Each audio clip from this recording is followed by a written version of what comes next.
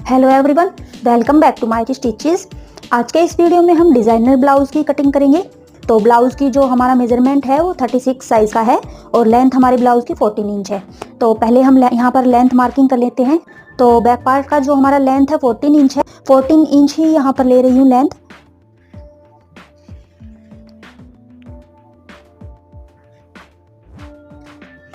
अब इस लेंथ को जो हमने मार्किंग किया है इसको हम स्ट्रेट लाइन ड्रॉ कर लेंगे।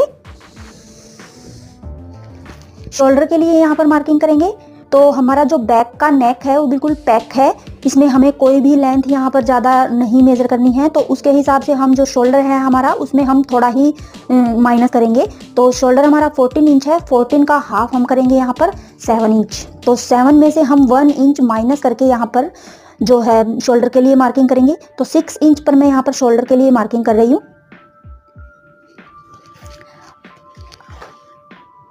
और 6 इंच ही हम यहाँ पर आर्म होल लेंगे। तो 6 इंच पे यहाँ पे मार्किंग करके मैं आर्म होल वाली लाइन को ड्रॉ कर दूंगी स्ट्रेट में।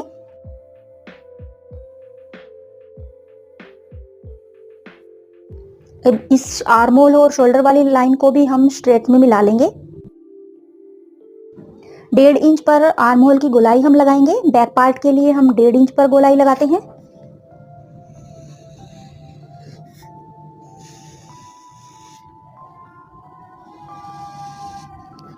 चेस्ट के लिए यहाँ पर मार्किंग करेंगे।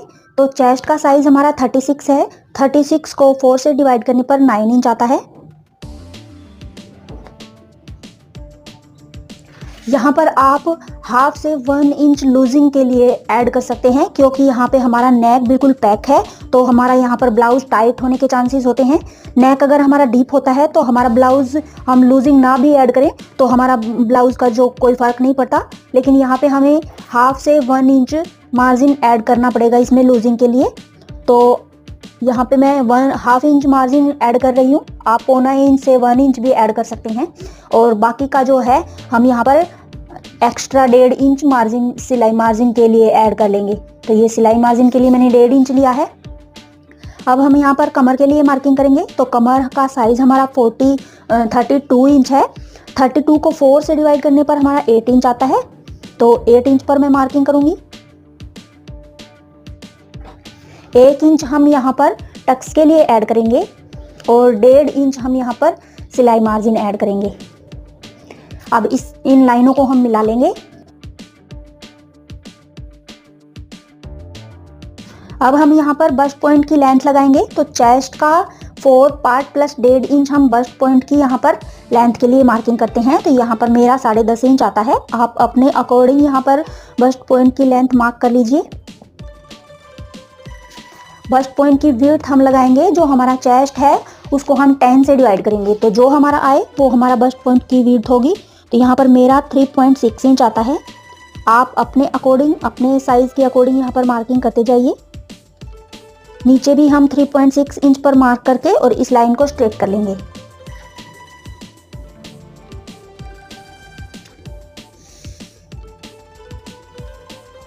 अब यहाँ पे 1 इंच हमने टक्स के लिए लिया था। तो 1 इंच को इस पॉइंट से दोनों साइड में हाफ इंच में डिवाइड करते हुए मार्किंग कर लेंगे। और इस मार्किंग को इस सेंटर पॉइंट से हम मिला लेंगे इस तरह से।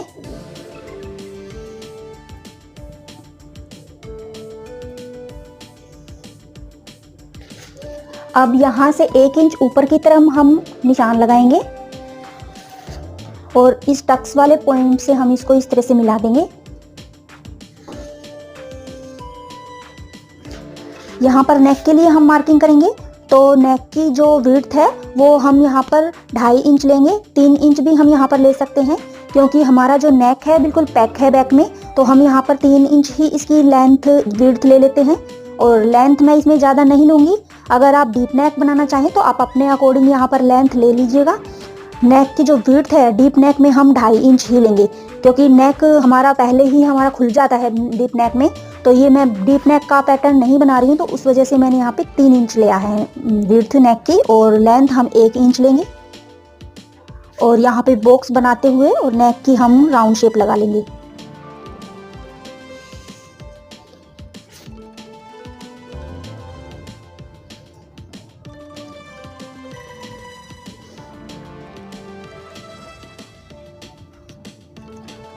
तो ये नेक के लिए भी हमारी मार्किंग हो गई है। अब शोल्डर की साइड से 1/2 इंच हम नीचे की तरफ मार्किंग करेंगे इस तरह से, और नेक वाले पॉइंट से इसको हम मिला देंगे।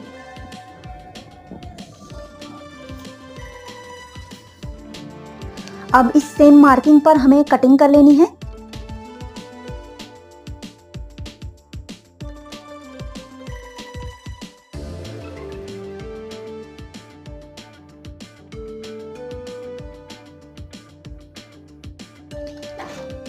तो ये बैक पार्ट की मैंने कटिंग कर ली है। अब इस सेम पैटर्न को रखते हुए मैं फ्रंट पार्ट के लिए एक बार मार्किंग कॉपी कर लेनी है। तो जो ये बैक पार्ट है हमारा, उससे हम फ्रंट पार्ट को 1 इंच ज़्यादा एक्स्ट्रा रखेंगे लेंथ में। तो इस तरह से 1 इंच एक्स्ट्रा छोड़ते हुए हमें ऊपर की साइड से ही इसकी मार्किंग कर लेनी है।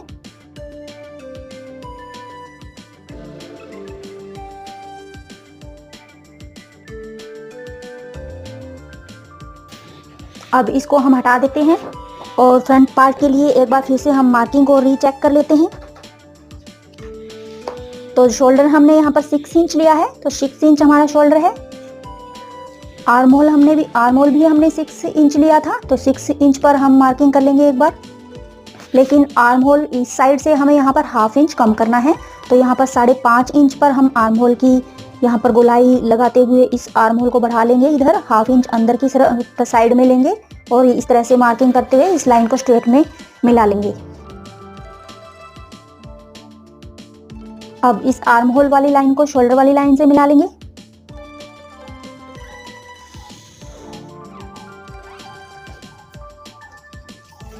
आर्म होल की गोलाई 1 इंच पर लगाएंगे। फ्रंट पार्ट में हम 1 इंच पर आर्म होल की गोलाई लगाते हैं, तो 1 इंच पर हम इसकी गोलाई इस तरह से लगा लेंगे।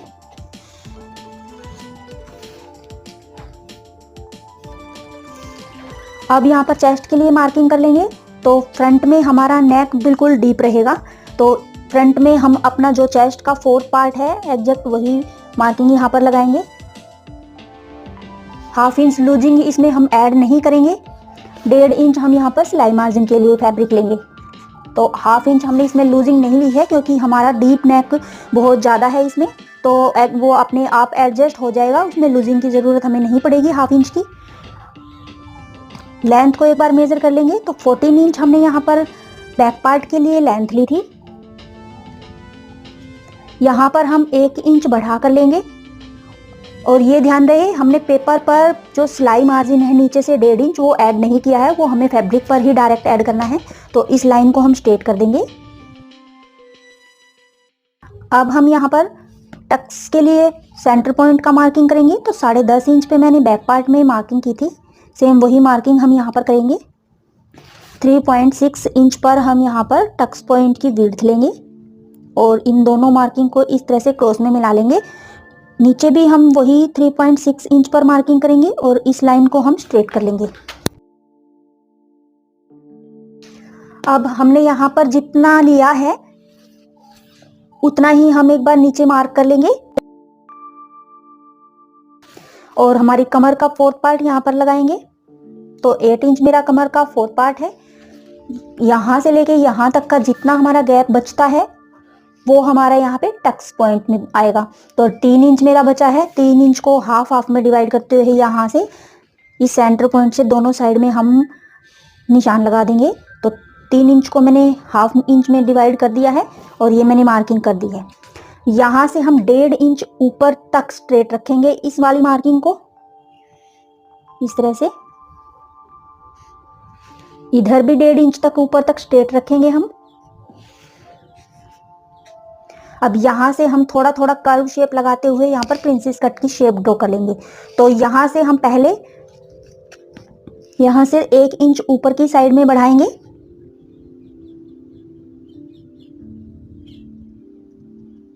ये पॉइंट हम डॉटेड में लगाएंगे क्योंकि यहाँ पे हमें अपने प्रिंसेस कट की जो शेप लगानी है वो थोड़ा थोड़ा राउंड करते हुए लगानी है। तो अब हम यहाँ पर इस तरह से इस पॉइंट को हाफ में डिवाइड कर देंगे, जो ये 1 इंच ऊपर की तरफ लिया है हमने, और इस लाइन को हम आगे तक इस तरह से बढ़ा देंगे। अब यहाँ पे हम प्रिंसेस कट की शेप लगा लेंगे इस तरह से, और इस वाले पॉइंट से भी हम मिला लेंगे इसको।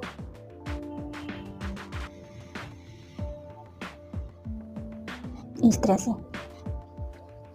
अब हमें यहाँ पर शोल्डर वाले जो शोल्डर टू वेस्ट जो डार्ट वाला मेथड है यहाँ पर वो वाला फॉलो करना है।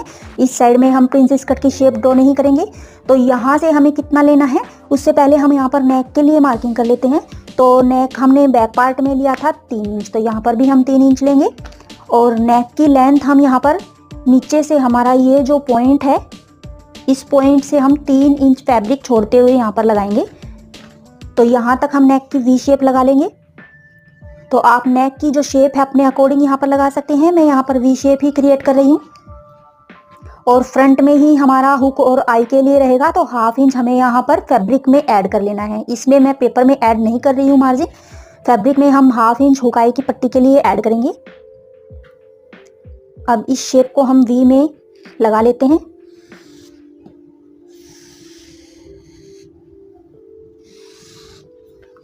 तो ये नेक की वी शेप मैंने लगा ली है। अब यहाँ पर शोल्डर की जो डार्ट है हमें यहाँ से कैसे लेनी है वो देख लीजिए। ये जो शोल्डर वाली पट्टी हमारी जितनी बची है उसको हम हाफ में डिवाइड करेंगे। तो ये हमारी 3 इंच की पट्टी बची है, 3 इंच का हाफ होता है 1.5 इंच। तो 1.5 इंच पे मार्किंग करेंगे और इस वाली मार्किंग से दोनों साइड में हाफ इंच का हम यहाँ पे टक्स के लिए निशान लगाएंगे। तो हाफ इंच के लिए हम यहाँ पर निशान लगा लेते हैं इस तरह से। अब इस वाली मार्किंग को हमें ये जो 1 पॉइंट का हमने ऊपर निशान लगाया था इस वाले पॉइंट से मैच करना है। तो इस तरह से स्केल की हेल्प से हम इस मार्किंग को यहाँ पर मिला लेंगे।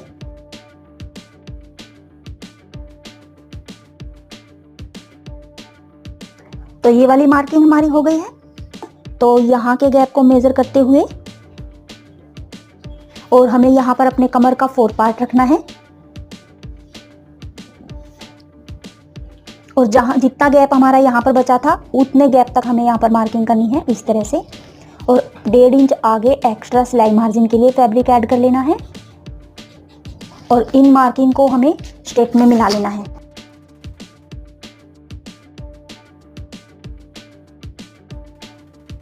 अब हमें यहाँ पर अपने बैक पार्ट को लेके आना है। तो साइड की जो लेंथ है वो हमें बैक पार्ट के अकॉर्डिंग ही रखनी है। तो जो ये फिटिंग वाला पॉइंट है, फिटिंग वाले पॉइंट से मैच करते हुए हमें इस तरह से इसकी मार्किंग कर लेनी है, इस तरह से। और यहाँ से भी हम इसी शेप में इसको ड्रॉ कर देंगे। अब ये हमारी यहाँ की लेंथ आ गई है साइड की। अब यहाँ तक हमें इस लाइन को इस तरह से स्ट्रेट करते हुए मिला लेना है।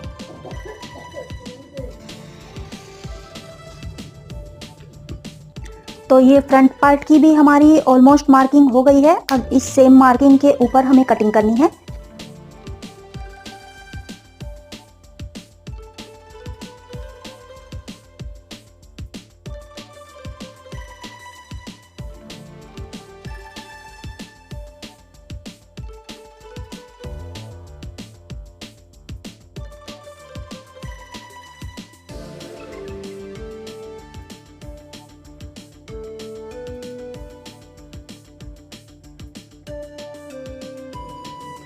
तो ये देखिए, ये princess cut shoulder to waist dart की जो ऑलमोस्ट ड्राफ्टिंग है हमारी पेपर पर हो गई है। अब इन सेम पैटर्न्स को हमें फैब्रिक पर रखते हुए और फैब्रिक पर इनकी कटिंग कर लेनी है। उसके बाद हम इनकी स्टिचिंग करेंगे। तो पहले हम फैब्रिक पर इसकी कटिंग ड्राफ्टिंग को रखते हुए कर लेते हैं। तो ये देखिए गाइज, ये मैंने अपने दोनों पैटर्न्स रखते हुए बैक और फ्रंट पार्ट के और अपने ब्लाउज की कटिंग कर ली है। ये बैक पार्ट मैंने 2 पीसीज में कट कर लिया है, ये इनर पार्ट और ये मेन फैब्रिक है। मेन फैब्रिक में मैंने 1.5 इंच एक्स्ट्रा मार्जिन के लिए 2 पाई फोल्डिंग के लिए रखा है और ये मैंने हुक और आई की पट्टी फ्रंट पार्ट के लिए कट कर ली है। और सेम इसी प्रोसेस से मैंने दोनों फ्रंट पार्ट के भी ये पैटर्न्स कट कर लिए हैं। अब हमें इनकी स्टिचिंग करनी है। तो स्टिचिंग के लिए हमें यहाँ पर पहले इन दोनों पार्ट्स को, जो इनर फैब्रिक है, इनको जॉइंट कर लेना है। जो ये हाफ इंच का मैंने मार्जिन छोड़ा है, इस मार्जिन के ऊपर हमें स्टिचिंग करते हुए ये इनर पार्ट जो है हमें जॉइन कर लेने हैं। उसके बाद मेन फैब्रिक को जॉइन करते हुए और इन दोनों पैटर्न्स को उल्टा रखते हुए उनकी हमें स्टिचिंग कर लेनी।